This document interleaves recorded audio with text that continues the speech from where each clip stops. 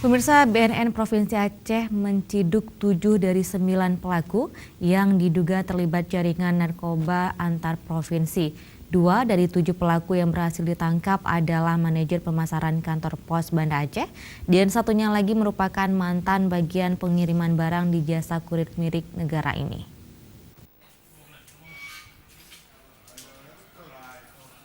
Penangkapan 7 tersangka ini bersama barang bukti berupa 150 kg ganja kering berawal dari penangkapan Muammar selaku kurir dan Otang Mardulis Siregar, manajer pemasaran di kantor pos tersebut. Muammar ditangkap bersama Otang saat akan mengirim narkotika ke loket pengiriman Senin lalu.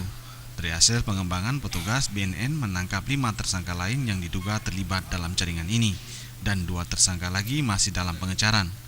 Kepala BNN Provinsi Aceh, Brigjen Pol Faizal Abdul Nasir, mengatakan barang bukti ganja tersebut berupa pesanan truk di kawasan Tangerang, Banten yang saat ini masih dalam DPO.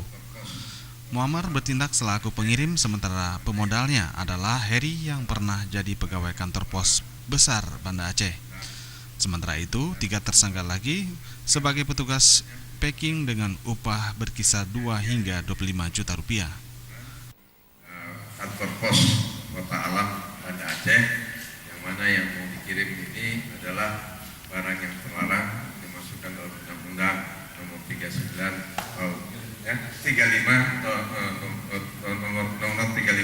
tahun 2009.